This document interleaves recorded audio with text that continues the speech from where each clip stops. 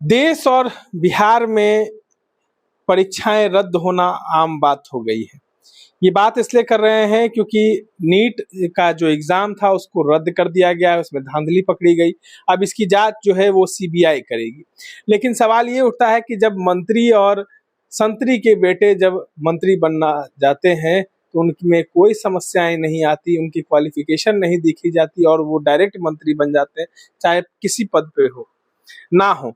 हमारे साथ पूर्व आईपीएस अधिकारी अमिताभ कुमार दास जी हैं। सर, आम जनों के बच्चे के भविष्य के साथ सरकार खेल रही है और दूसरी तरफ जो है बिना किसी पद के लोग मंत्री बन जाते हैं। मतलब खिलवाड़ काहे कर रही है सरकार?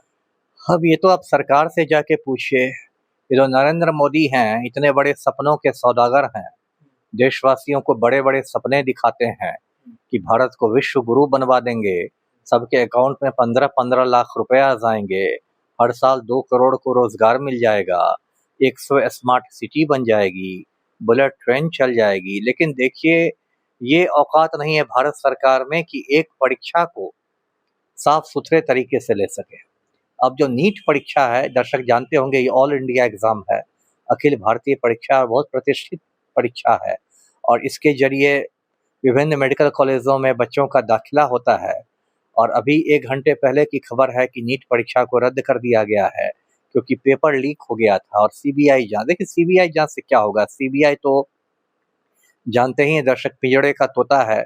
सीबीआई की औकात नहीं है, 1-2 छोटी मछलियों को पकड़ लेगी सीबीआई, और उसकी औकात नहीं है बड़े मगरमच्छों पर हाथ डालने की।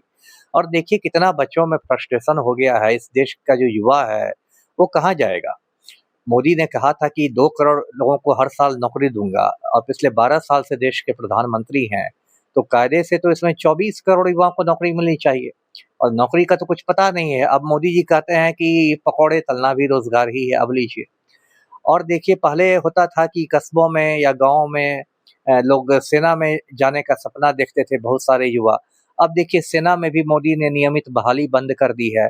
अब सेना में अग्निवीरों की बहाली होती है, वो 4 साल की नौकरी के बाद उनको सड़कों पर भेज दिया जाता है।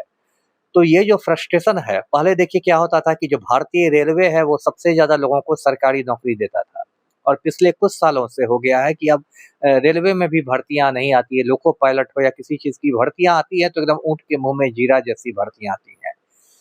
और नीट की परीक्षा देखिए, 1-2 साल पहले भी आपको याद होगा, नीट की परीक्षा में काफ़ी रायता फैला था, बहुत विवाद हुआ था, बहुत आंदोलन हुआ था, मामला सुप्रीम कोर्ट तक पहुँचा था।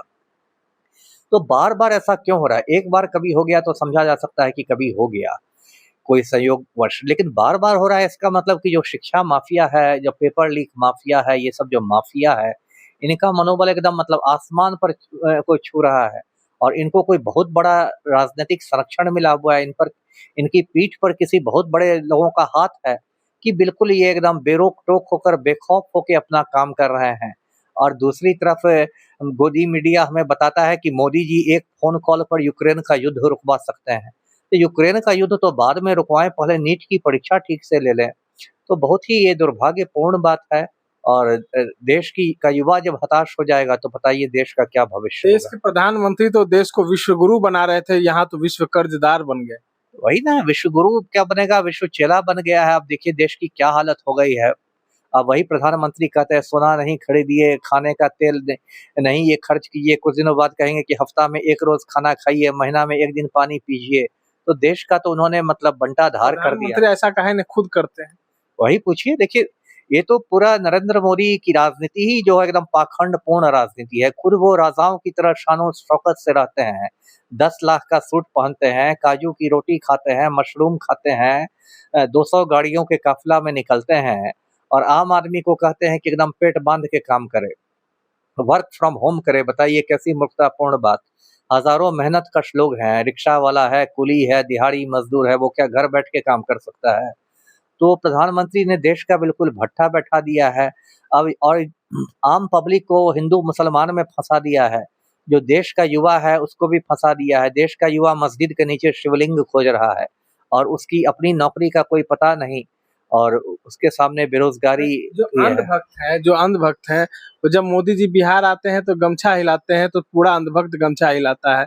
बंगाल जाते हैं तो झालमुड़ी खाते हैं तो पूरा अंधभक्त झालमुड़ी खाता है। तो अब जितने अंधभक्त हैं, उन्होंने, मोदी जी ने कहा कि तेल नहीं खाइए, पेट्रोल बचाइए, सोना मत खरीदिए, तो ये अंधभक्त करने वाले हैं। करेंगे करेंगे। अब अंधभक्त का अब क्या इलाज है? अंधभक्तों की तो बीमारी जो है लाइलाज है।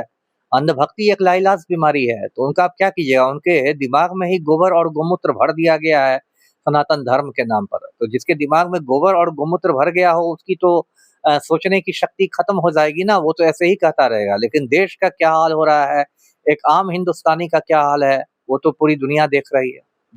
चलिए, तमाम चीजों को सुन रहे थे। हमारे साथ पूर्व IPS अधिकारी अमिताभ कुमार दास जुड़े।